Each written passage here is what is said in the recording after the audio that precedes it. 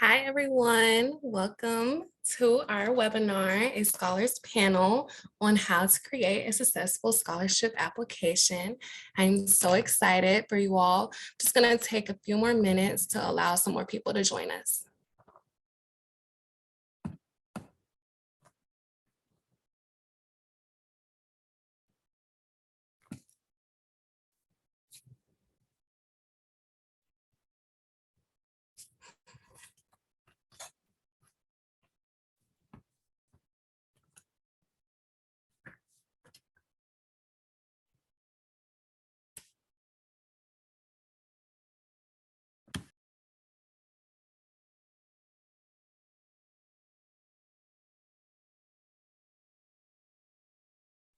All right, so we can go ahead and get started. Like I said, welcome you all.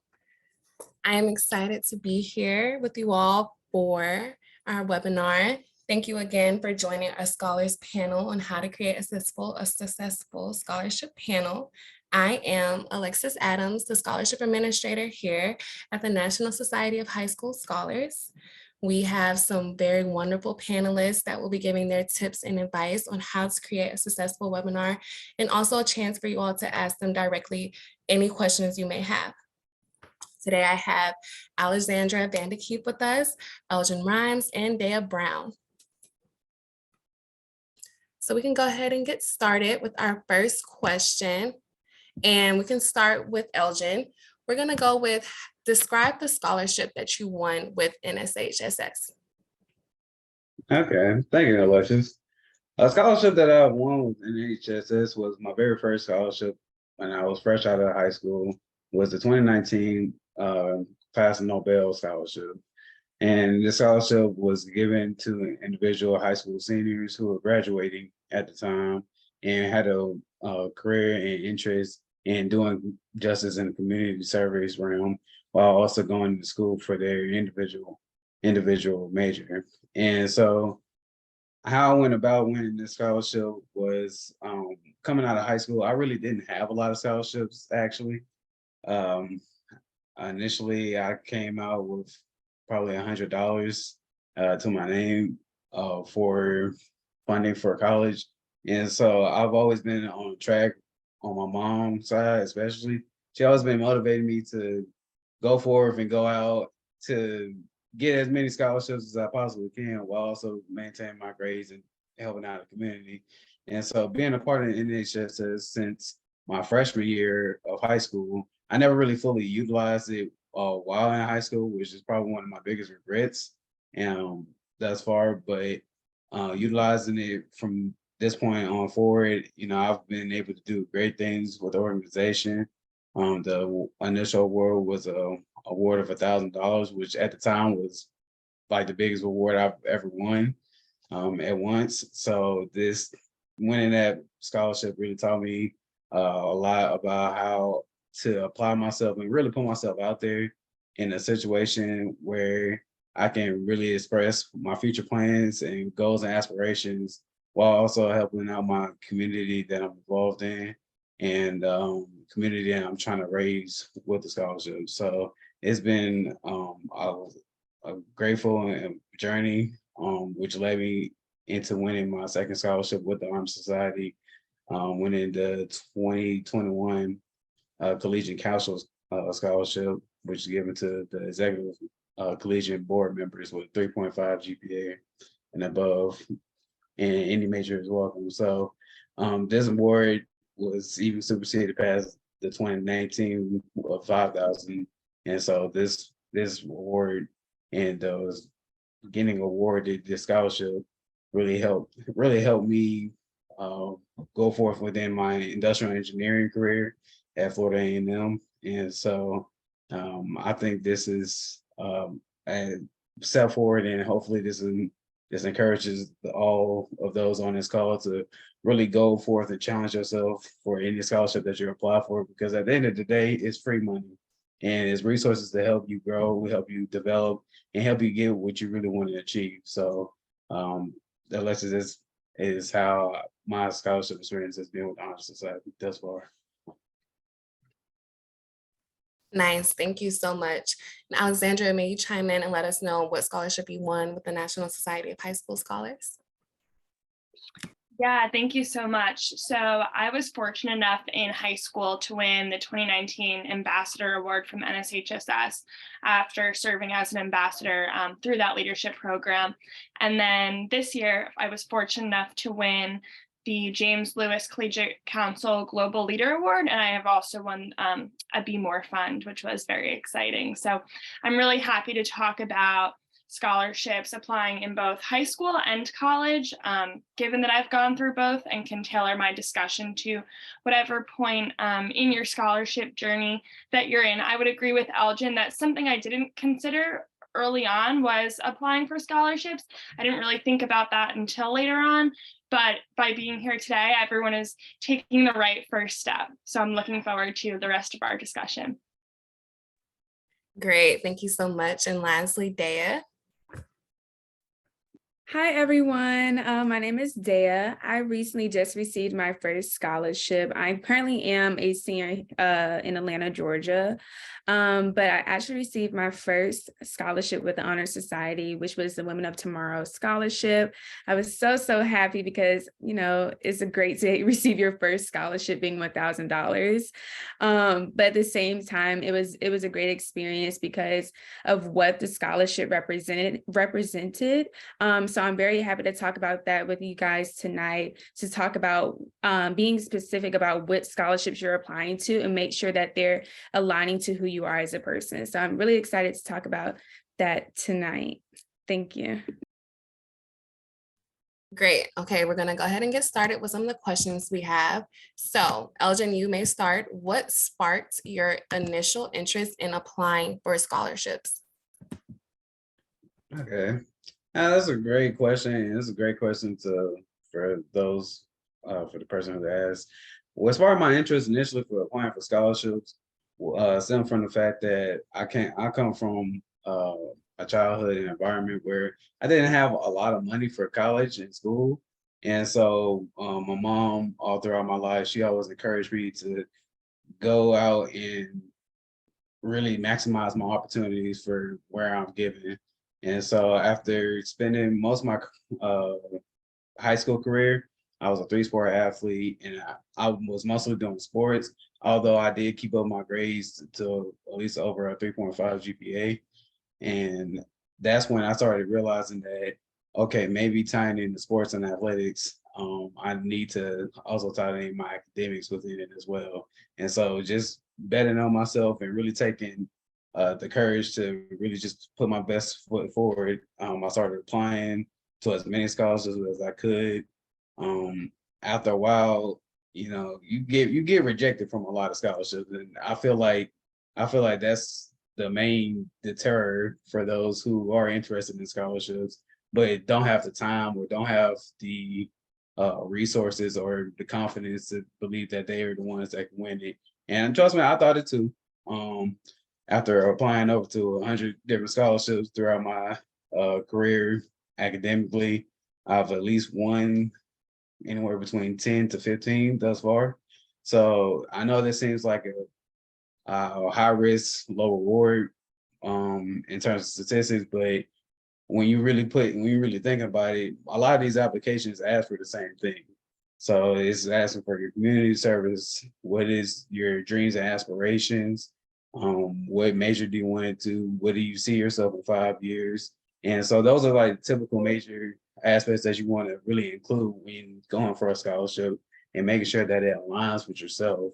Because the more it aligns with yourself, the more of a chance and a higher opportunity you have to actually winning the scholarship, or at least becoming a finalist for the scholarship selection. So that's what really provoked me to apply for scholarship, as well as chasing my dream to graduate as an industrial engineer at Florida A&M.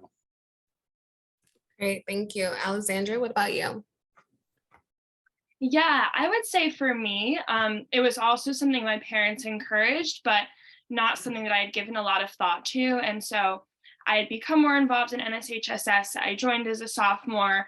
And throughout those next 2 years as a junior and senior, I learned more about our organization and all of the resources that we have to offer.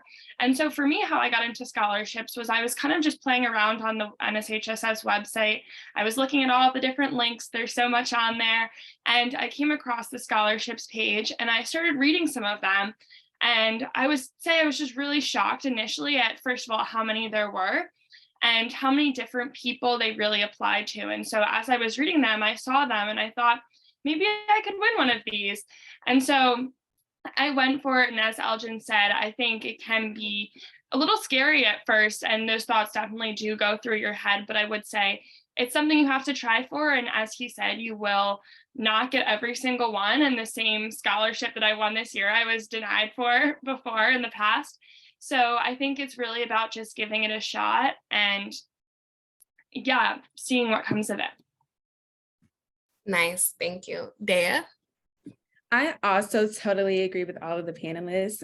For me, I think coming into high school, I already knew that I was leaning towards more expensive schools, the top schools in America. And I knew that was going to be a lot of money. So I already came into high school knowing that I have to have a high GPA, all of this, knowing that I can get these scholarships. My parents totally support scholarships. So that's kind of what aided me into doing all of this research. I personally already started doing a big scholarship research around my sophomore year of high school because I was during quarantine.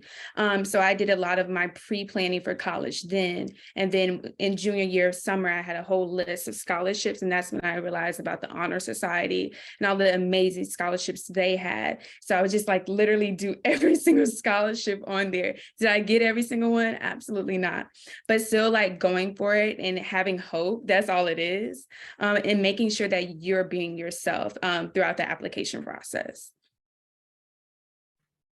Great. Those are some great answers. So when applying to scholarships, the application process includes the prompt response, which is usually about 500 to 800 words, a resume, a recommendation letter from a minimum of 2 teachers or principals, counselors, coaches, a headshot, and am I missing? And the transcript.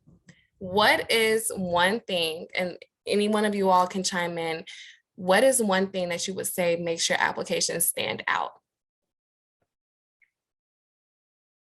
I'll take the question first, Alexis.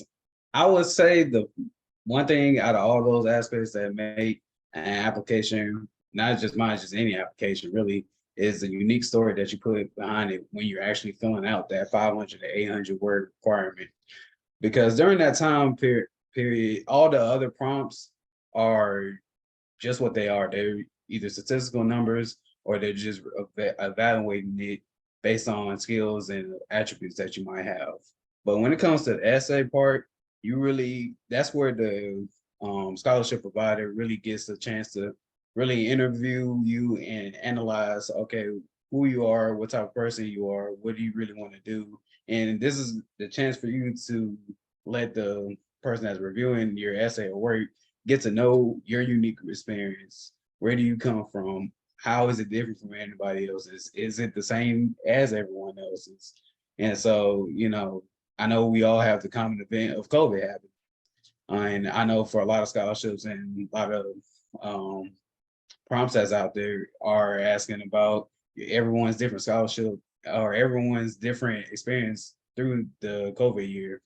And so the quarantine time. And so with those different experiences, there is a lot to take from that experience. And you may have done new things. You may have made a new innovation, a new creation, something that hasn't been tested or done before, or something that you've never tried, but you do it now. So that's what makes you more unique or a self-improvement. So when it comes to scholarship application, I definitely would say the essay portion is definitely the most unique, and that's what will put you ahead of all the other people that are applying. Can I answer that next? For me, it's actually two things. It's both the essay and the resume. And I say that for two reasons. During your college application process, it's very important that you have a narrative. And what I mean by that is that you have to keep whoever's reading your essay, whoever is reading your college application, they're understanding who you are as a person. So if you're talking, let's say you're talking about the next invention that you want to make, right? But in your resume, you're talking about totally different things that do not connect to science. So it's very important to have this narrative of understanding so people can have like an alignment of who you are. So that's why I think that a resume and your essay combine together, because it really showcases who you are as a person, both in stats, but as well as in a more in-depth and in a more depth conversation. And I think that's what people who read your applications, I think that's what they appreciate the most, seeing you come alive. And then on top of that, resumes are important. They kind of are like what rule the world. So please, please, please make sure that you have a great resume. Get started on that now. No matter what grade you're in, you're always going to need a resume. But yeah, that's what I have to say about that. Yeah, I would add on to that too. I definitely agree. And I think as they both emphasize, something that's important to think about is the people who are reading this are trying to get a sense of who you are as a person. So they're not going through the transcripts and saying, oh, which one is the best one? Let me pick the highest GPA. They're really looking at all of these different components of the application that you're submitting and trying to understand who is this person and why would they be a good fit for this scholarship. And so, as Daya and Elgin said, telling your story through the essay is a really good way to do that. And as Daya said, also with the resume, you have that to show what you're doing. And I think another important thing to do is to tie your story to the scholarship specifically that you are applying to. So I know Daya said she had this long list of all of these scholarships that she wanted to apply to, and I can definitely relate. But to save yourself time, because everyone here is a student, you don't have time to write unending essays. You can pull that story from somewhere else. If you have it from maybe your college essay, if you started working that, or you write it out once, you can take that and you can use it for different scholarships. But I think after you tell that story, it's really important to connect your story back to your specific scholarship that you're applying for, because you might be applying for one that's maybe connected to your STEM passions, but you could apply to another one that is maybe more about your family background or some school experiences. Great. I think those were some great answers. I do want to go back to the resume portion that Daya and both Alexandra mentioned as well. I have a student who asked, what does a resume look like for a high schooler? So I do want to go ahead and allow the panelists to answer, but I will also give my input as well. As the reviewer for the scholarships that we offer here at NSHSS, I am going through every application. I'm going for and awarding the different winners for the various scholarships we offer. And I think the biggest thing a resume should look like for a high schooler is not necessarily what classes you have taken, because we can see that on the transcript, right? We want to see, what are you doing as far as community and volunteer work? Or are you doing any at all? And if not, what clubs are you in? Are you the president or secretary of any of the clubs at your school? What are your passions? What do you like to do? And how does that relate to the interested career that you have? But I will also allow the panelists to give their opinion as well. Daya, we can start with you. I was just trying to say, let me go first since I'm the senior in high school. I had to quickly pull up my resume to make sure that I was giving you the right information. But it's very important, because at first I had a resume that was literally all over the place. Like, it wasn't in order. It had pictures, it had colors. And then I gave it to somebody for an internship. They were like, let's have a very simple and straight to the point resume. And it's very important to do that, because as people are reading your stuff or reading your resume and your applications, they're literally just skimming through. They're checking off points, right? So you want to have a simple Times New Roman resume. It's important to have, possibly if you have a website, at the top of your page, your name, your email, A lot of times people put your address, but we're living in today's world, you don't need to do that anymore. As a high schooler, you need to put your school as well as your GPA and what is your focus within school, such as if you go to a IB school, say that. If you're in a magnet program, say that, you know what I mean? And so then you would talk about your work experience, and then on to that, you would also talk about your community service and your accolades and honor societies. So hitting on those key points, your work experience should be more descriptive. Rather, your accolades and honors should be very, like, literally bulletin points, nothing too crazy, because again, they're literally just skimming through. They're not going to do a deep dive into your resume, no matter if you're in the corporate world or doing college applications. So that's what I have to say about resumes. Hopefully I didn't speak too fast, but I'll say it one more time. Your name, your website, your email address, work experience, community service, as well as your accolades and honor societies, and as well as publications. So yeah. Yeah, Dea, I relate to you so much, and I hope everyone on this at this panel today won't make the same mistake that I did. I'm going to connect this back to my college experience because you can use your resume for both. And so I remember going to a college interview and handing someone my resume, which was not even a resume. It was more of a packet with all of this whole list of experiences that I did. And she looked at it and she said, "Whoa, this is really hard for me to digest," which was not a good look for me at all. And so you do want to try and condense it down to one page, because as Alexis said, whether it's college, whether it's scholarships, these people who are reviewing the applications have so many to go through, and they unfortunately don't have time to sit there and read another essay basically about all of the activities that you did. So you want to really try to make them concise and keep it to a page. I would also say to really use those action verbs. You can look them up online to describe what you did and really try to show the skills that you built through your experiences. And something else I would advise you to do is have someone look over it. I found this so helpful because sometimes to me, I'll write something down and it seems so clear what I'm doing. I know what I'm doing in this extracurricular. It seems like I'm giving them a good picture, but I'll have someone read over it and say, "I can't really envision or understand what you do in this role." And I have them help me explain it a little bit more, and I tell them verbally and they help me craft that.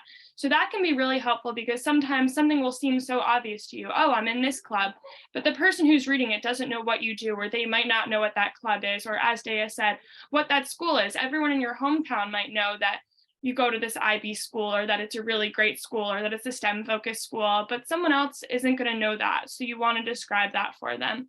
And then one last point I would add is that you can put your home responsibilities on there. I personally had a lot of jobs at home, whether it was picking up my brothers and sisters. I know some people care for their grandparents. And so that's something you can talk about too, because you are building skills through that. And that's a way you are spending your time outside of school that needs to be considered. And I perfectly agree with Alexandra and Dale on all their points that they hit. As a high schooler, I started my sophomore year with my first job. And so I've been doing internships since my sophomore year of high school, all the way up to my fourth year in college right now.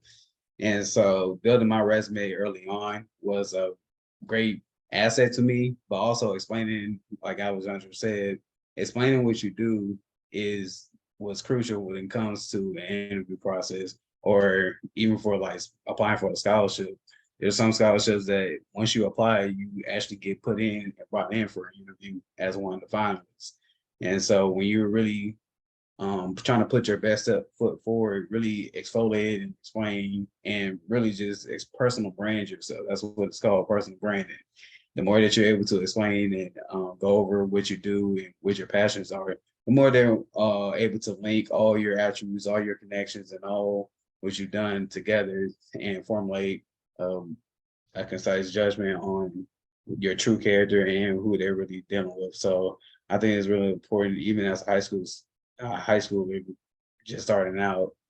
Anything is good experiences to put on there, so long as you're able to explain it when asked.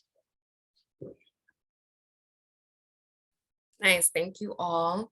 So we're gonna get rolling with our next question. We have, how do you overall feel about the application process with the National Society of High School Scholars? So was it difficult? Was it tedious? Was it very simple? What are your thoughts? And we can start with Alexandra.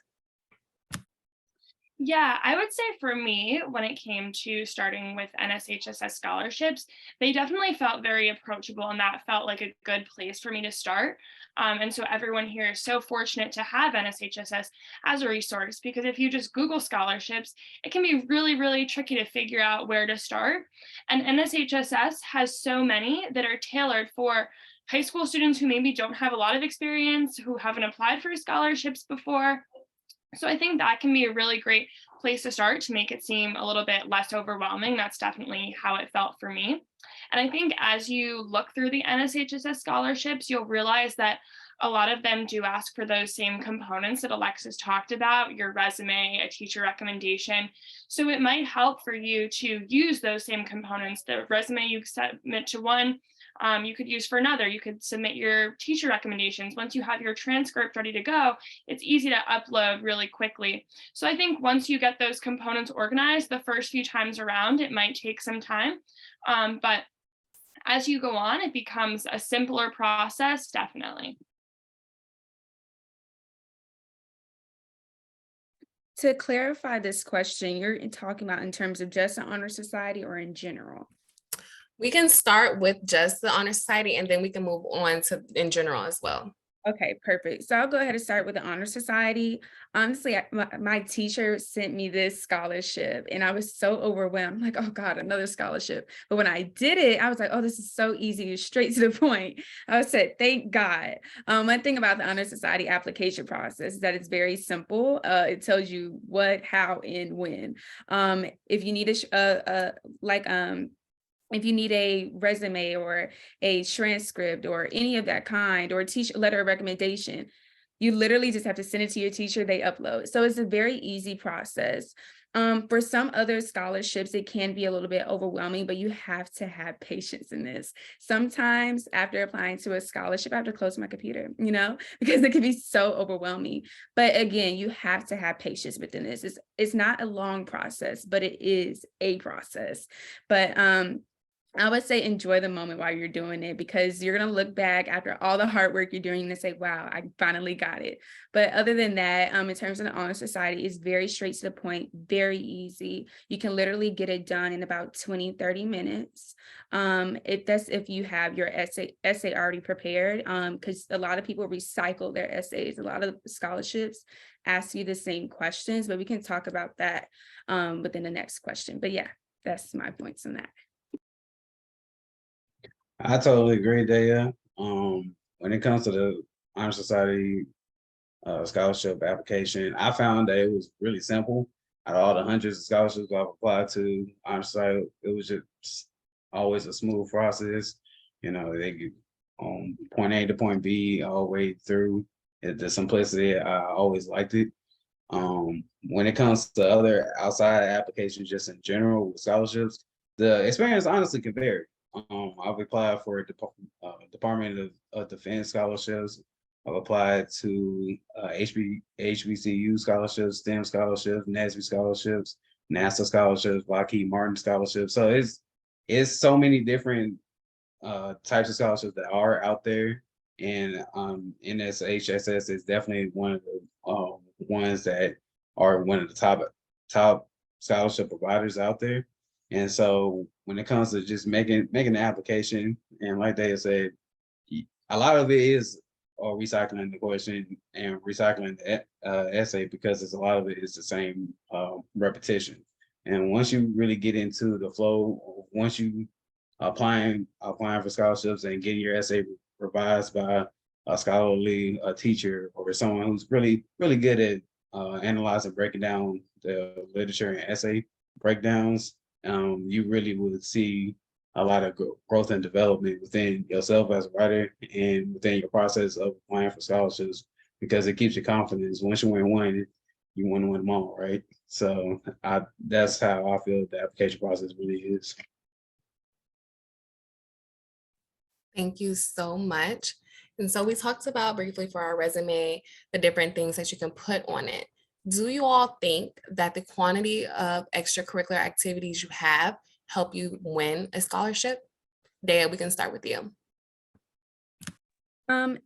It's really different for a lot of people. I believe quality over quantity. Like going back to my analogy before, your passion is in STEM. It wouldn't make sense for you to have like a reading club or multiple reading things and nothing dealing with science on your resume or your extracurricular activities, because they look at those types of things, right? So I do believe that it's not about how much you do. It's really about what impact you're making. It's really about what you're specifically doing and how you're going to leave a legacy there, as well as I would say, if it's something that you're consistent with. Now, if it's something that you haven't done if you did it for 1 year in your high school career, you have to sometimes question, hey, should I really put it on my extracurricular activities? Did I really make an impact here? Did I really do something that will make me stand out? So those are some of the questions that you should ask. So I do believe in quality over quantity. Thank you so much. Elgin, do you have any thoughts? Yes, when it comes to extracurricular activities, it really depends on where you're at within your academic career. At a high school level and versus a college level, it definitely does vary in terms of how many. For a high school level, when you listen to your extracurricular activities and how much it impacts you for your application for a scholarship, it does take a factor. When I went going back to what I said earlier about the essay within your scholarship application and how that really tells your story, the extracurriculars that you put on your resume helps what ties in for the reader and the reviewer of the scholars of your application to piece together, okay, this is what you do in school, but this is also what you do outside of the classroom. This is also what you do to help your community and so on and so forth. In college, when you start to use your extracurriculars on your resume, mostly stems from the types of clubs that you've done, community projects, and projects in general that you've done on your free time or even with your university. Colleges and scholarship applications, they like to see those type of extended involvement within the community and within your own school and environment, because it shows that you're a worthy scholar, you're a scholar that they want to represent their corporation and sponsor. Because at the end of the day, whatever scholarship application that you win and you go for it, you are then becoming a sponsor and as you say, brand ambassador for that scholarship foundation. So I definitely would say that it's a very important factor to consider and to use to the best of your abilities. And don't be shy to put on what you do. If it's painting or something that's not as STEM related or something that you might not think is worth putting on there, you never know, because people still like to see scholarships. Application reviewers like to see the uniqueness about you and what really makes you a unique scholar to be accepted. Thank you so much. Alexandra, do you have any last thoughts? Yeah, I would add that I think it can be really easy to take a check the box mindset and think, okay, I need to put a sport on here. I need to put something STEM based on here. I need to put maybe a work experience on here, a volunteer experience. But you really do want to try to think about quality over quantity. That being said, you don't want one thing on there, but it's good to have a few things with many bullet points that you can really talk about your experience, how you grew, the skills you learned, maybe how it fueled you and your passions, rather than a bunch of different activities that you can't really talk about or that didn't push you forward or motivate you in some way. Thank you so much. All right, for our next question, when should students begin to apply for scholarships? Alexandra, if you want to get started with this one. Yeah, I always hated this answer when I was in high school because it made me feel so pressured to go after I logged off of the meeting or wherever I was and start applying. I would say as soon as you are able to, I think that I started a little bit later. I didn't look until maybe the end of high school, and it worked out for me. But looking back, I kind of realized that I had missed out on opportunities, especially being in NSHSS, where there are opportunities for people early on in their high school careers. So I would say when you feel like the time is right, just start looking at you don't even have to apply, but gauge what's out there and see, and start thinking about, and as Daya said, maybe making a list of ones that seem interesting and noting their deadlines. Thank you. Aldrin, do you want to follow up? Yes, I definitely agree with Alexandra. When it comes to applying for scholarships, even as early as high school, I do recommend the phrase "the earlier the better." If, as long as you've been in this room right now, you're getting the information that I wish I would have got earlier on, as a freshman and sophomore in high school myself, because those are around the times where you can really start thinking and developing your scholarship response to prompts, and for the really know the lay of the land once you do the trial and error through your high school career. Because once you get into college and leave high school, it becomes a little bit more of a competitive field, because it's not just fellow high schoolers, it's anybody that is involved in college. And as you know, college as compared to high school is a much bigger and broader scope.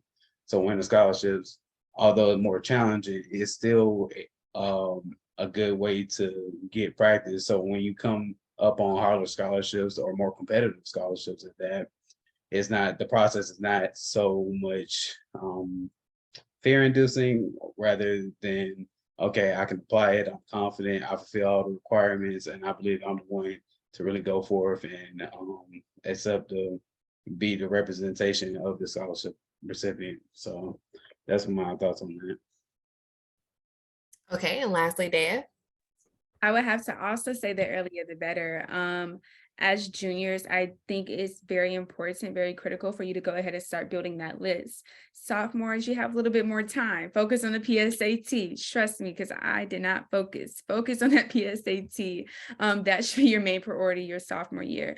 But junior year, go ahead and start researching what type of schools you want to go to, because understanding what type of schools you want to go to will help align you to the scholarships you're applying to as well. Understanding what major you want to go into, that helps with your scholarships, right? And I see a lot of questions about hobbies and things of that nature. Understanding your hobbies, finding scholarships based on your hobbies. So I'm sorry, excuse me. So go ahead and start building that list during your junior year, because it's very important. Senioritis is so real. So by the time you get in your senior year of high school, it's going to be very hard to sit down and say, hey, I need to apply for this scholarship. And as you're applying for these scholarships, go ahead and start recycling those essays, because again, a lot of scholarships ask you the same questions, just in different ways. So the earlier, the better. I can agree to that as well. The earlier the better. We have scholarships for freshmen, sophomores, juniors, and seniors, and college levels. So whenever you feel the need, that call of action to apply, I say go for it, because they never know. It's always a good day to win a scholarship. All right. And so one more question before we jump into our Q&A. What is one thing that you have to say someone should know when applying for scholarships? Like, what is that one tip or advice that you say, this is the key on how maybe you won, or you felt more confident in your application, and this is the successful way to create a scholarship application? Okay, Daya, you want to go ahead? I had a feeling you were gonna pick me. What can I say to this? The one tip. A lot of the times, like I've been saying throughout the whole panel discussion, is that sometimes you really only need 3 to 4 essays, right? So creating a document. Right now, I have a document with the scholarships, the due dates. And so within those documents, I would literally just copy and paste what I write, right? So I have not written like a big essay in a very long time, because with the first 10 scholarships I did or applied to, I was using the same essays. So having a great essay, and before you turn on your essay, especially the first couple of ones, have 2 to 3 people look over it, especially if it's going to be the scholarships you use consistently. So building a document, having a list, and recycling your essays, and making sure that they represent you.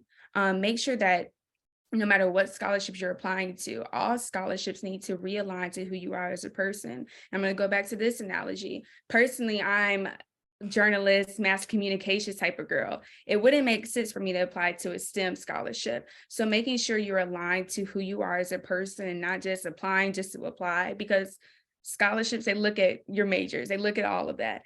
So make sure you keep that in mind. Mhm. That was great. I'll let to add on to that there about the one thing that I would say when absolutely necessary when applying to any scholarship is to know your own story. Knowing your own story is one of the best things that you can do when you're applying for a scholarship, because no one else knows it but you. You went through the story, you went through the trials, you went through the tribulations, you went through the heartaches, you went through the pains, you went through the good times, you went through the bad times. So, there's when it's come to the main meat and potatoes of the scholarship portion, as I've been saying, it is the essay. And so that knowing your story and being able to portray your story in words, so when the person reads it, they can visually see your story being printed out on paper, and really just visualizing what you really had to go through to get to this point, or really align or make them see your vision of where you really want to be. And so that's what I feel as though is one of the main key points, because as long as you know your story, you'll never be lost.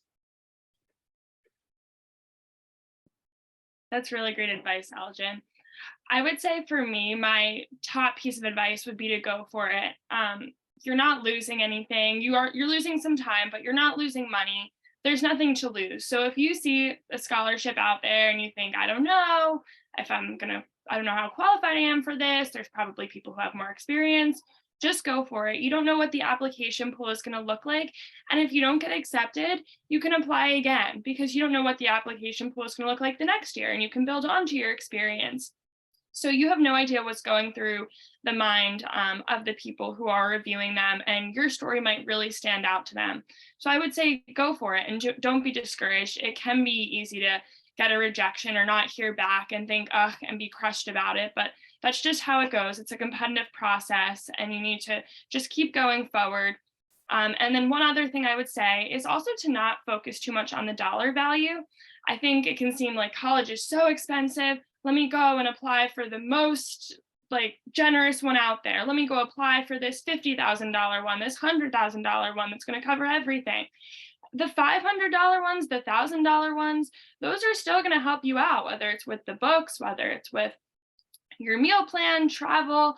All of these little expenses add up, and having a few of those scholarships is really going to help in the long run. So while you can certainly go for those big ones, don't ignore the small ones too, because those can really help you.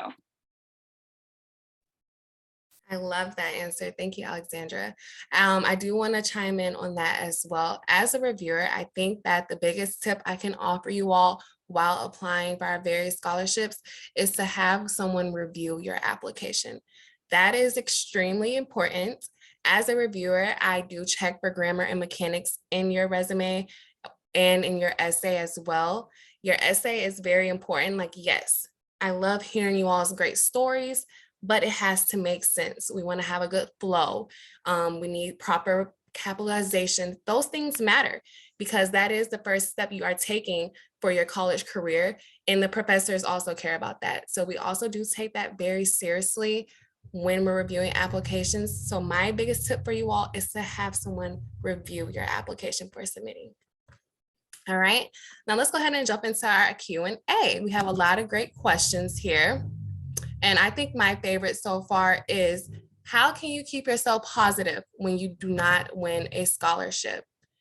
Alexandra, you can go ahead and start. Yeah, this is definitely so real, and it can be easy to feel crushed, and they're your feelings. You can't stop them from happening, no matter how much you prepare yourself for it or tell yourself that it can happen. And I think it's really just important to consider how competitive some of these are. They're reading hundreds and hundreds, and yours may have been one of the top considerations. You don't know.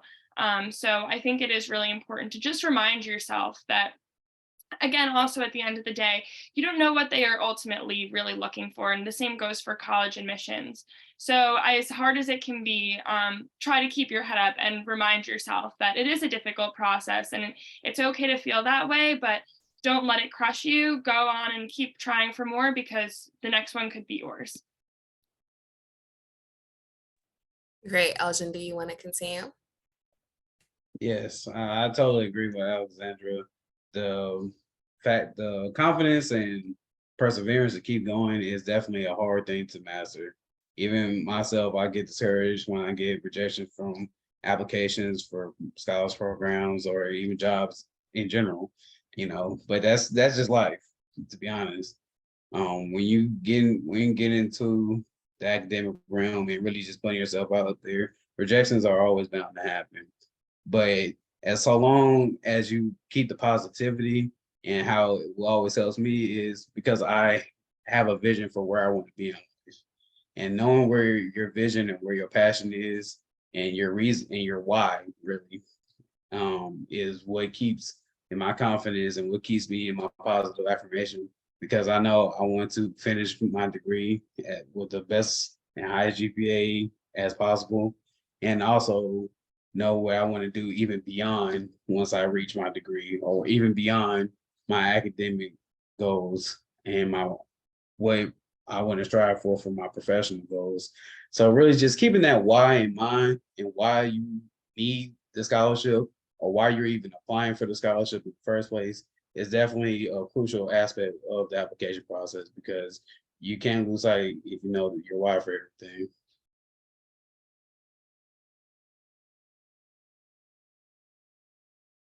Nice. Thank you, Dea. Do you have any last input? Yes, I was actually going to say the exact same thing as Elgin. Before anything, before hitting submit, before doing any form of a club, understanding your why is so important, because you want to make sure that you're going in the right journey, right? And not being afraid to hear no. Like, again, Elgin did say this is life. A lot of the times we've been told no and we're told to keep going, right? So at the end of the day, no matter if you get the scholarship or not, you're not hurt from it. You're not spending money from it. And a scholarship is just an award, right? It's not defining who you are as a person. So do not let it discredit you. No always comes, and yes is always comes. So keep going. Do not let a no keep you down, and just keep applying to those scholarships, keep applying to those colleges. Yes, I would love to say that the more you apply, the better your opportunity. So one is just simply not enough. You have to keep going. You have to keep pushing forward, even if you do receive that one no, because you never know that tomorrow when you fill out application, those few weeks from then, that may be your yes. So I think that the more you apply, your greater opportunity and chances are. All right. Another question we have is, what do you feel as if though you haven't been through any significant hardships to write on your college application or a scholarship essay? Does anyone want to go first? Dea, okay. Okay, this is actually a conversation I just held with a friend doing her college essay. I think that a lot of people think that you have to tell this trauma story. You don't. You absolutely don't. I love reading happy stories. I know that other admission officers or scholarship readers, they are looking for happy stories. So don't be afraid to tell about that time that you were at Six Flags and experience going on a roller coaster for a first time, because that has a way of connecting to life. Again, they're trying to understand who you are as a person, right? So understanding who you are as a person and understanding your cultivation and your evolution, that's what's important. So no matter if you have a trauma story or a happy story, it's going to all come together at the end. So don't sit on the sad parts of it. You can also write about the happy parts of it as well.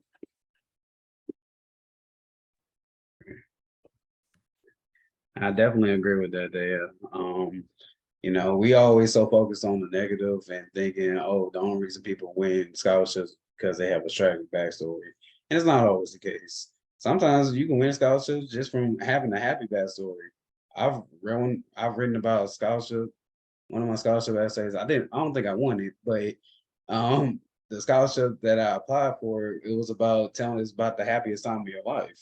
And one of the happiest moments of my life was doing the game-winning scooping score against in my high school year against our old high school rivalry town, and we won the game. And it was in my senior year, and that was a really highlight of my high school career at the time.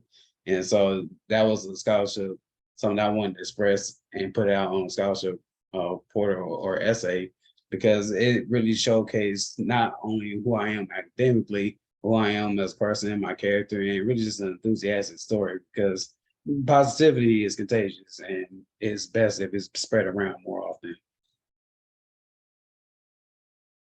Yeah, to build off of that, this is a really great question, because I think a lot of times it can feel like, wow, I haven't had this significant trauma in my life. I'm at a disadvantage compared to these people who have this heart-wrenching story. But something else, another approach you can take that I actually used for my most recent scholarship that I won, is you can talk about a problem you're seeing, even if it's not a problem that you're facing. So if you see something in your everyday life, or there's something that you're seeing your friends going through, the people around you, a world problem, you can talk about that problem and how you're seeing it and experiencing it through these people, and how that's connecting to you, and maybe the things that you're doing to either continue learning more about it, or helping with it, how you're engaging with it. Nice. Thank you so much for you all's answers. So we also have a question that says, okay, so we haven't been through a trauma, but then they also do not know what major they want to major in or what career they want to go from. So what do they put in their essay then? And Alexandra, we can start with you. Yeah, especially if you're a high school student, but even if you're a college student, I know it can be so hard to have this whole life plan when it seems like others do. And a lot of times those don't always end up working out anyway. So it's good to have an open mind, and really be open to this idea of figuring it out as you go. And I think you can still have this story that Elgin and Dea were talking about, even if you don't know where that story is going to bring you regarding a major or a career. I think you can still talk about it, talk about what you're interested or what you're considering if you're not completely decided on something. I think people know that you're a high school student or a college student, and they don't expect you to have it all figured out, even if other people do. I agree with Alexandra.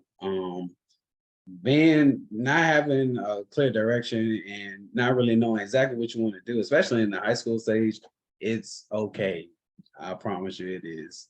You're not the only one that's going through this process. It's a common feeling to have, because it is, high school is a point of development and where you developing yourself as much as you possibly can, your adolescence, to then go into the world outside of it and really become who you really want to be. And even if you don't know who or what that is or what it looks like right now, it's okay, because as long as you staying open and staying positive as a, well, I don't know what it is, but I'm open to try. And being open is, I would say, the best thing that you could be. So even listen to your hobbies, your skills, or something that really interests you just in general, I feel like it's a great way, a great step forward to the direction of finding what you're good at, finding what you want to do and how you want to do it, and how to get there.